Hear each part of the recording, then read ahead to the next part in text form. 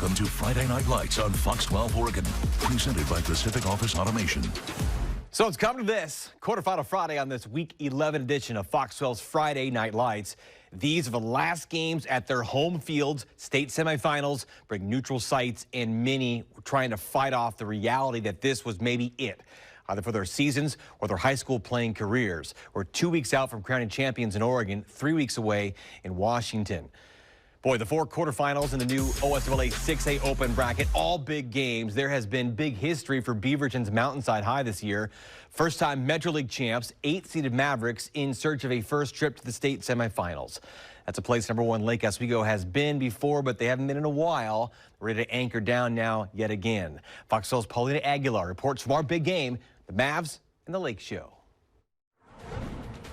I actually got to speak with a couple of the players, and they actually told me they did not have a good practice this week. But in watching them tonight, you wouldn't know that, considering they won by a landslide, sending home Mountainside. Here come your Lakers!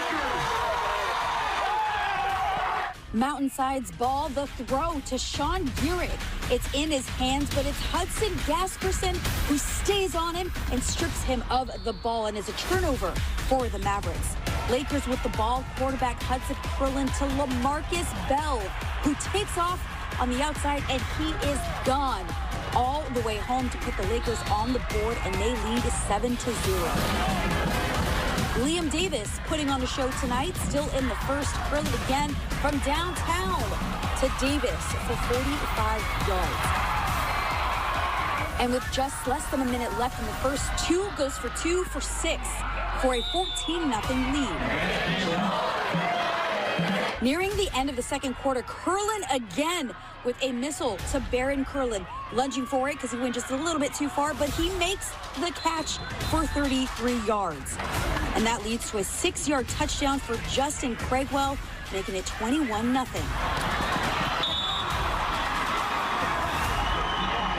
To the third, Curlin with that magic touch, this time to Davis again, who's wide open with a phenomenal catch. He's got one on his tail, but he takes it all the way home. Now to the fourth, Mavericks still have yet to get on that board. Curlin with a handoff to Bell to finish the job with his 3rd touchdown of the night. And the Lakers wrap it up with a pretty little bow, 35-0. It's an amazing win. We needed this to be the top 4 team. It's been a couple years since we got there, so it feels amazing. What's it going to take for you to do exactly what you did tonight next week? All my line. I mean, the line has to work. The coaches got to work with the line. You know, it's all on them. So whatever they do, I'll be successful. What do you have to say about your defense, who basically shut them out? We just got a great group of guys over there, a great group of coaches. Our scout offense is another thing to behold. I mean, those guys, sometimes those guys run Mountainside's offense better than Mountainside did tonight. So it's props to everybody.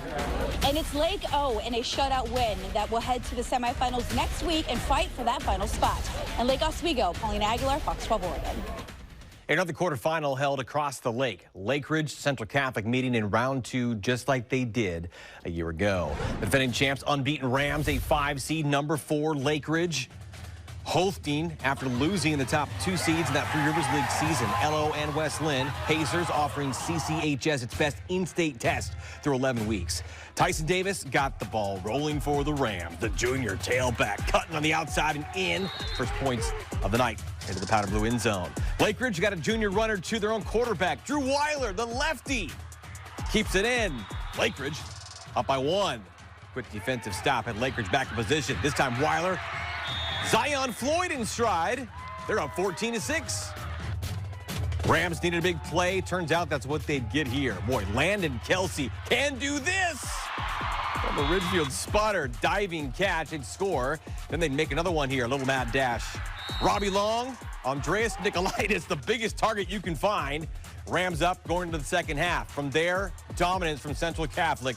Davis, count them up now. Touchdowns 1, 2, 3, and why not a 4th? At the start of the 4th quarter, Davis, one more time, making it 4 touchdowns on the night, sealing it up pretty much for Central Catholic, dominating second half, 40-17.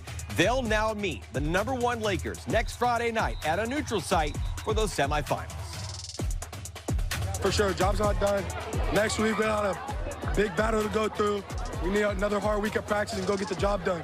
I want to thank my line. I want to thank Robbie. I want to thank my defense for getting stops, putting us in position to go score. Yeah, how do you like it? Rams-Lakers, Final Four Friday, 1 week from now.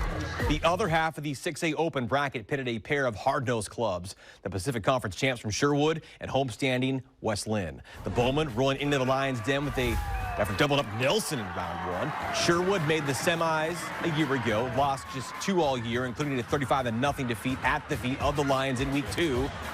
Linn plays second in the TRL. Their lone loss coming by 4 points on the road at Lake. First snap of the game, how about this? Just warm him up.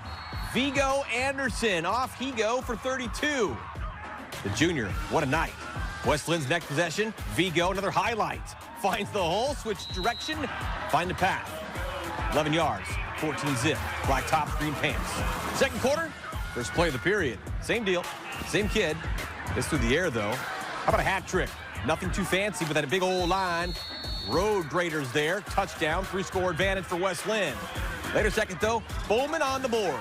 Wilson Medina called his name every time he came to a game this year. Legendary Sherwood senior.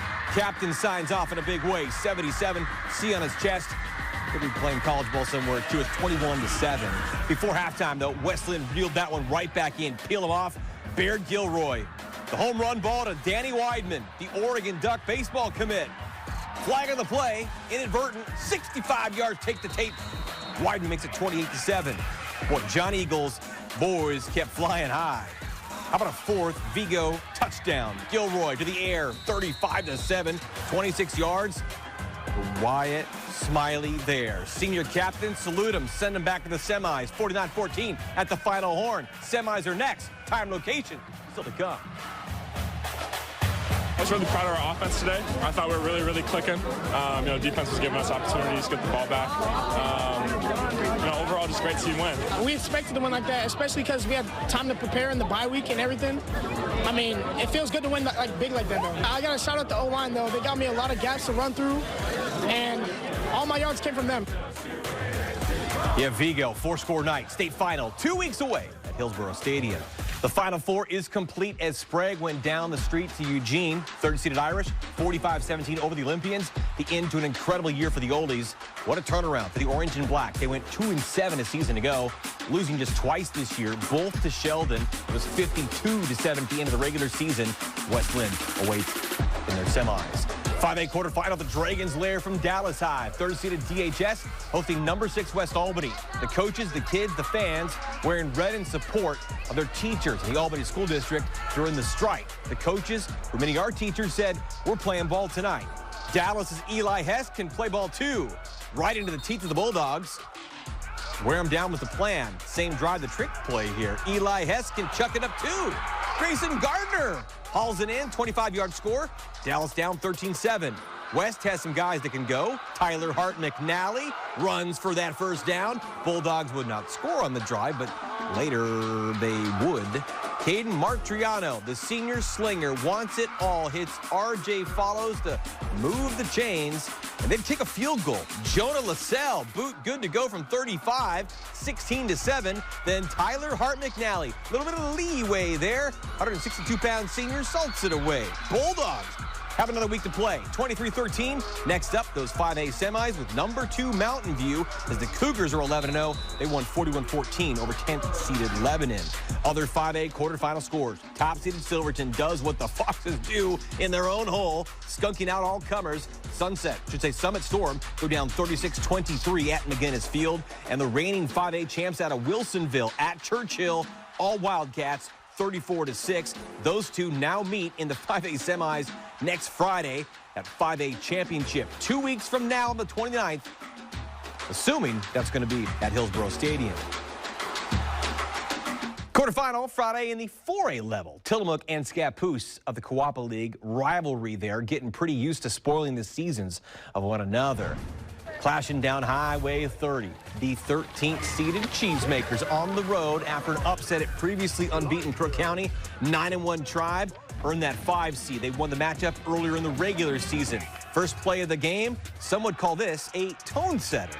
Elijah Green and Biggs, a sublime sophomore, just getting his feet wet in the postseason. What a massive rush set up the Tribe. sets up the first score, too. Max Nowlin, so composed. Quentin Olson with the answer. Scappoose up 7-0. Cheesemakers, they can grate on you.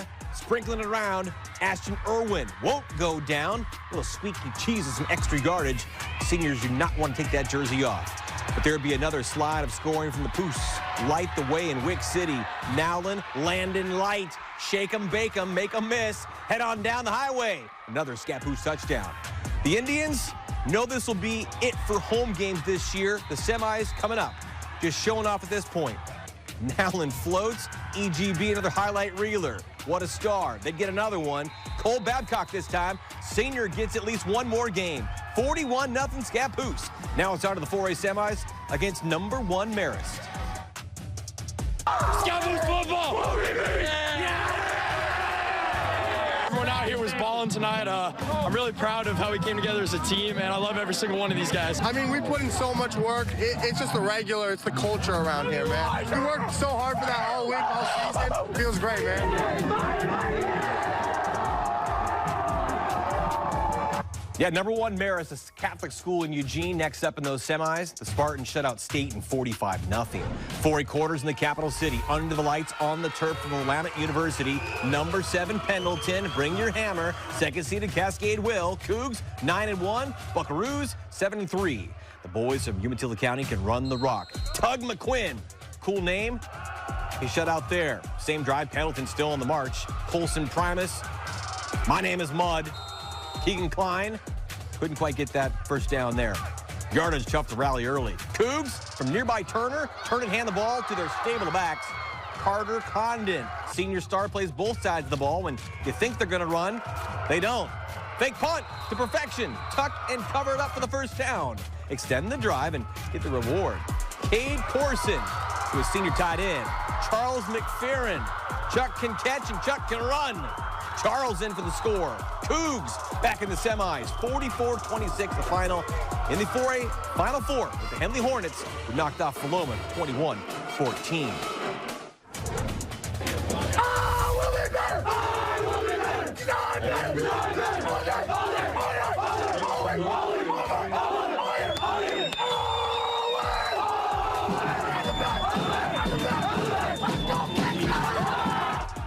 Yeah, full moon, fog in the 3A quarterfinal at Kelly Field. The grass dang green and muddy in Banks.